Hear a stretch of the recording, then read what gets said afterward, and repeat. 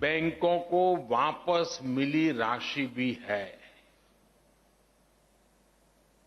हमारे देश में जब बैंकों से कोई उठा के भाग जाता है तो चर्चा बहुत होती है, लेकिन कोई दम वाली सरकार वापस लाती है तो इस देश में कोई चर्चा नहीं करता है।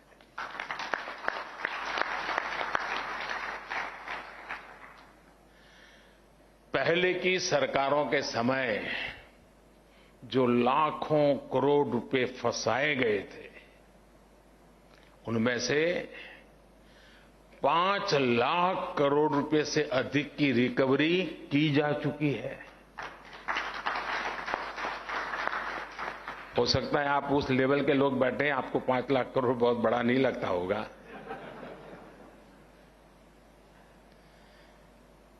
क्योंकि जिस प्रकार से एक सोच बनी हुई थी, यहां बैठे हुए उन लोगों की नहीं होगी ऐसा मुझे पूरा पक्का विश्वास है, लेकिन ये सोच बनी हुई थी बैंक हमारी ही है, बैंक में जो है वो भी हमारा ही है, वहां रहे या मेरे यहां रहे क्या फर्क पड़ता है। और जो चाहा वो मांगा, जो मांगा वो मिला, और बाद में पता नहीं था कि 2014 में देश निर्णय कुछ और कर देगा। सारी स्थितियां साफ हो गई।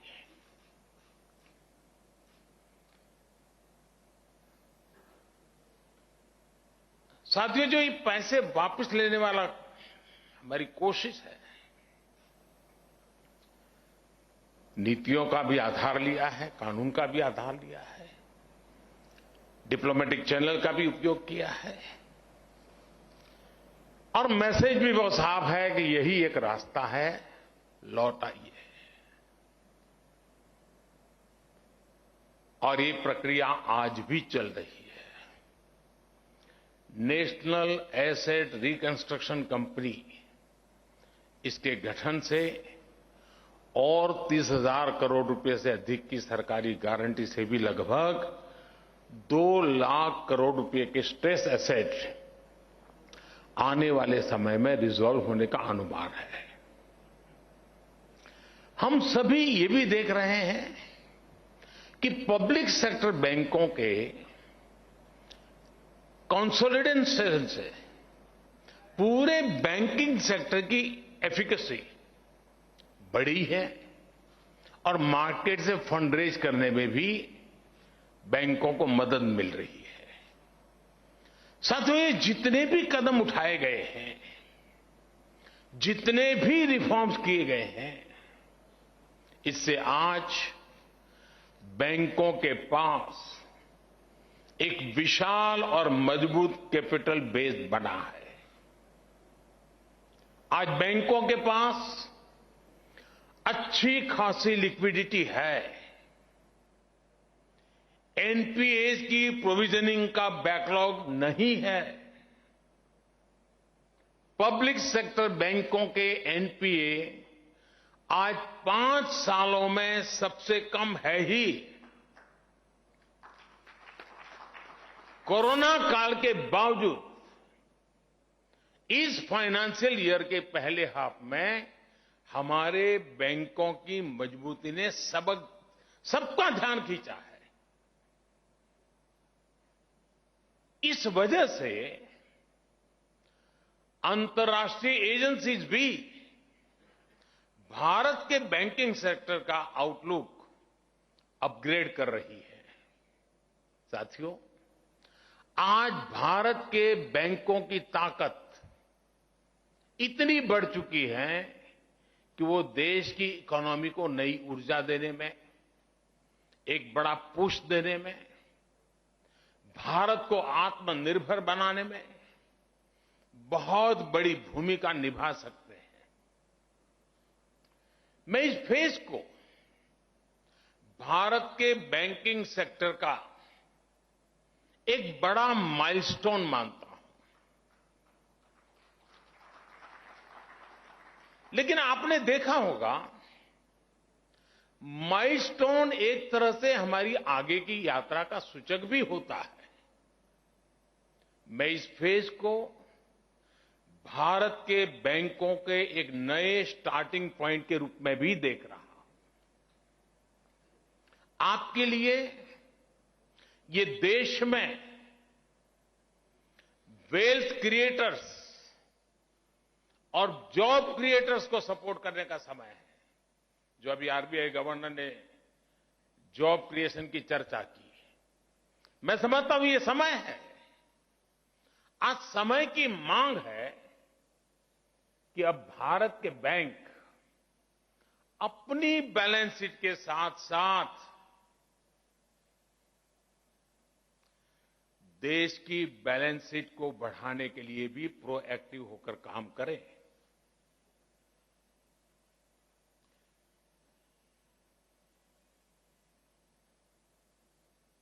कस्टमर आपके पास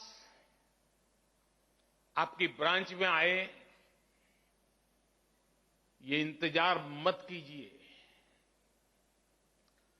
आपके कस्टमर की, कंपनी की, एमएसएमईज की जरूरतों को एनालाइज करके उनके पास जाना होगा, उनके लिए कस्टमाइज सॉल्यूशन देने होंगे। जैसे मैं उदाहरण देता हूं कि उत्तर प्रदेश के बुंदेलखंड इलाके में और तमिलनाडु में 2 डिफेंस कॉरिडोर बने। अब सरकार तेजी से वहां काम कर रही है।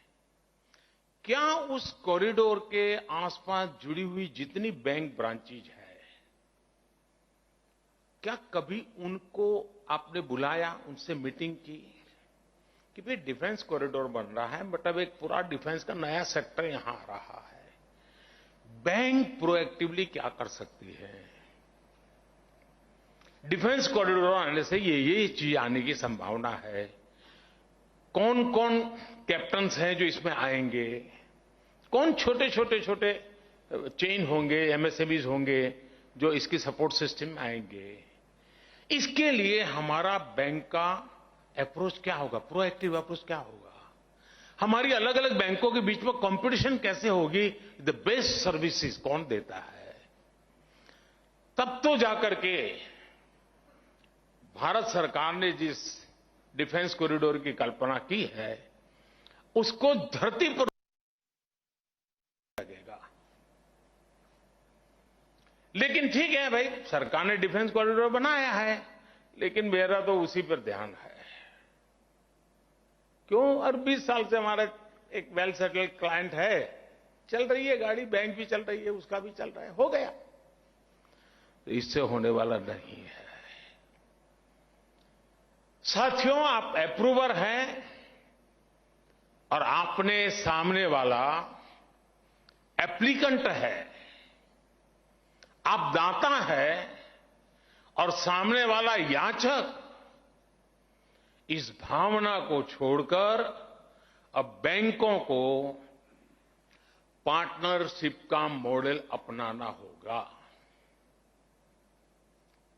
जैसे अब बैंक ब्रांच के स्तर पर ये लक्ष्य तय किया जा सकता है कि वो अपने क्षेत्र के 10 नए युवाओं या 10 लघु उद्यमियों के साथ मिलकर उनका व्यापार बढ़ाने में मदद करेगी। मैं जब स्कूल में पढ़ता था, उस जमाने में बैंकों का राष्ट्रीयकरण नहीं हुआ था, और उस समय मुझे बराबर याद है, साल में कम से कम 2 बार बैंक के लोग हमारे स्कूल में आते थे, स्कूल में। और बैंक में खाता क्यों खोलना चाहिए, छोटे छोटे बच्चों को गल्ला दे करके उसमें पैसा क्यों बचाना चाहिए, ये समझाते थे। क्योंकि तब वो सरकारीकरण नहीं हुआ था, तब आपको लगता था कि ये मेरी बैंक है, मुझे इसकी चिंता करनी है। एक कंपटीशन भी थी और बैंकिंग यानी फाइनेंशियल वर्ल्ड का बैंकिंग सेक्टर की आम सामान्य मानवीय को एक ट्रेनिंग भी जरूरी थी। सभी बैंकों ने काम किया है। राष्ट्रीयकरण होने के बाद शायद मिजाज बदला है, लेकिन 2014 में बैंक की इस शक्ति को मैंने पहचान करके जब उनको आह्वान किया कि मुझे जनधन अकाउंट का मूवमेंट खड़ा करना है, मुझे गरीब की झोपड़ी तक जाकर के उसको बैंक खाते खुलवाने हैं।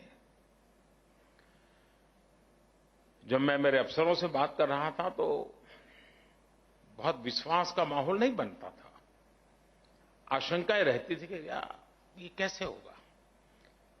तो मैं कहता था भाई एक जमाना था कि बैंक के लोग स्कूल में आते थे, तय तो करो इतना बड़ा देश और सिर्फ 40% लोग बैंक से जुड़े हो, 60% बाहर हो, ऐसा कैसे हो सकता है। खैर बात चल पड़ी और यही बैंकिंग सेक्टर के लोग, राष्ट्रीयकरण हो चुकी बैंकों के लोग, जो बड़े बड़े उद्योगपतियों के साथ ही बैठने की आदत बन चुके थे, वो लोग जब देश के सामने एक लक्ष्य रखा कि हमें जनधन अकाउंट खोलना है, मैं आज गर्व के साथ सभी बैंकों का उल्लेख करना चाहूंगा, सभी बैंकों के हर छोटे मोटे मुलाजिम का उल्लेख करना चाहूंगा जिन्होंने इस सपने को साकार किया और जनधन अकाउंट फाइनेंशियल इंक्लूजन की दुनिया में दुनिया के सामने एक बेहतरीन उदाहरण बन गया। ये आप ही के तो पुरुषार्थ से हुआ है। और मैं मानता हूं कि प्रधानमंत्री जनधन जो मिशन निकला, वो बीज बोया था तो 2014 में, लेकिन आज इस कठिन से कठिन कालखंड में दुनिया डगमगाई, भारत का गरीब टिका रहा क्योंकि जनधन अकाउंट की ताकत थी। जिन जिन बैंक के कर्मचारियों ने जनधन अकाउंट खोलने के लिए मेहनत की है, गरीब की झोपड़ी में जाता था बैंक का बाबू, कोट पैंट टाई पहने हुए व्यक्ति गरीब के घर के सामने खड़े रहते थे। उस समय तो शायद लगा होगा सरकार का एक कार्यक्रम, लेकिन मैं कहता हूं कि जिन्होंने इस काम को किया है, इस पैंडेमिक के कालखंड में जो गरीब भूखा नहीं सोया है, उसका पुण्य उन बैंक के लोगों के खाते में जाता है।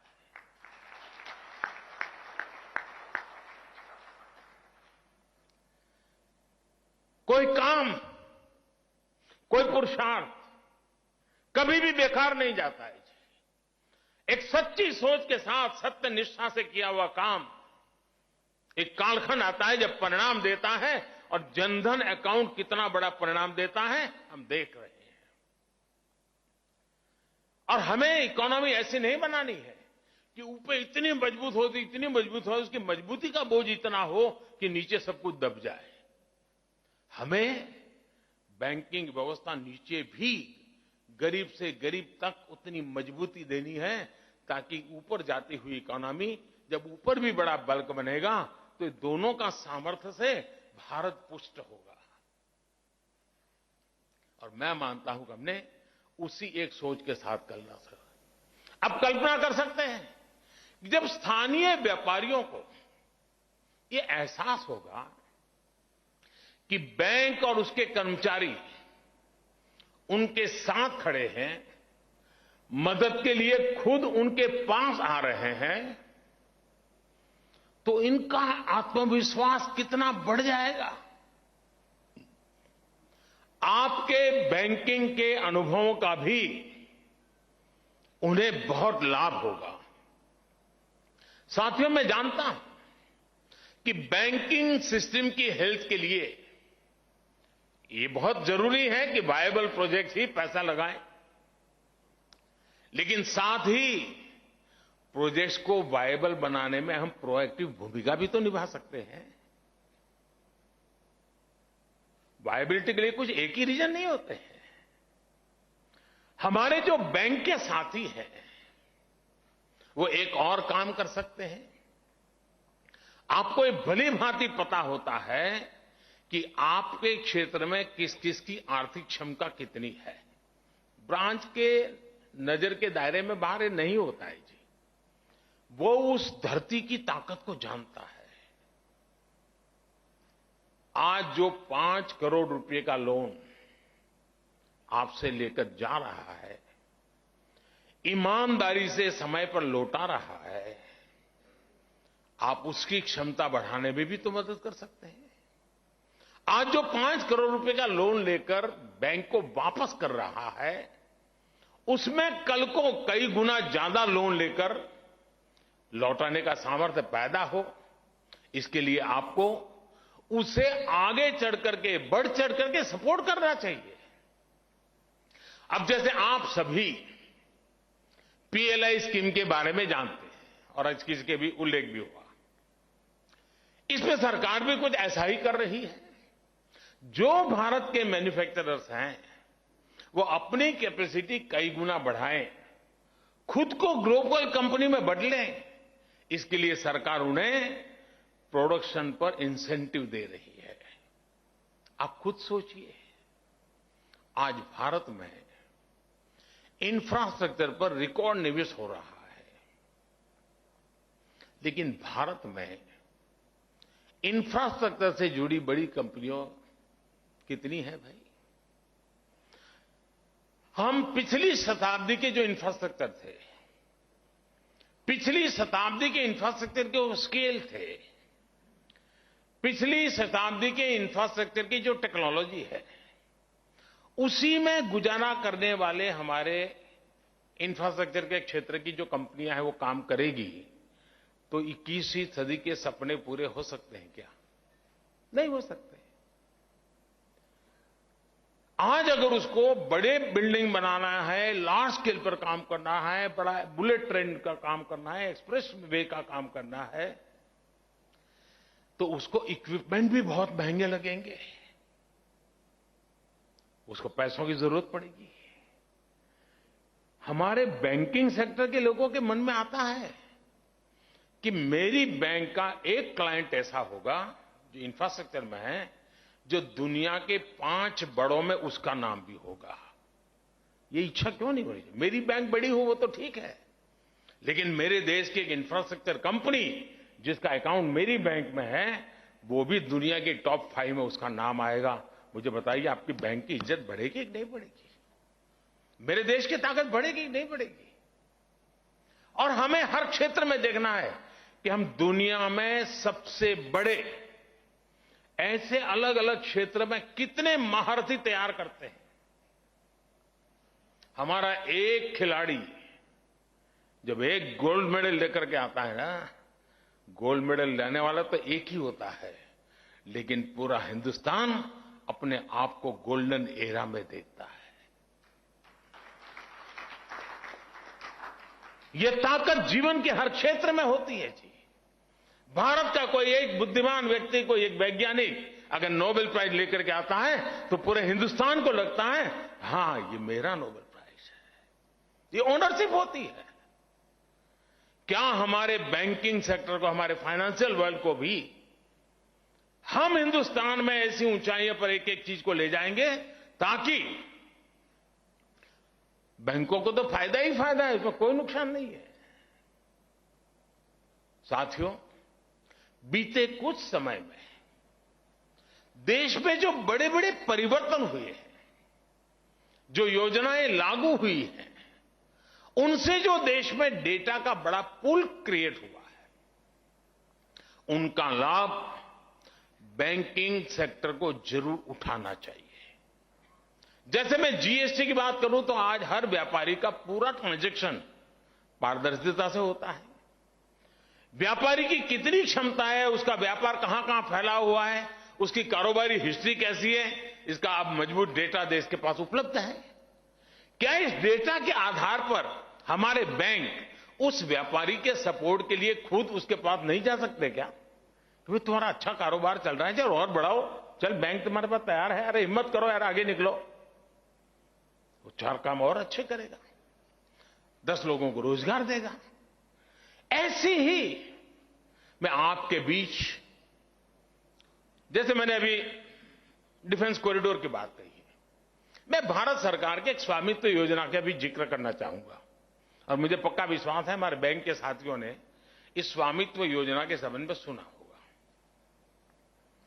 आज सरकार, और ये विषय ऐसा है जो लोग इंटरनेशनल इश्यूज को पढ़ते हैं उनको मालूम होगा कि सारी दुनिया इस मुद्दे से जूझ रही है, स्वामित्व के मुद्दे से। सारा विश्व, भारत ने रास्ता खोजा है और हो सकता है हम रिजल्ट पे ले आएंगे। ये है क्या?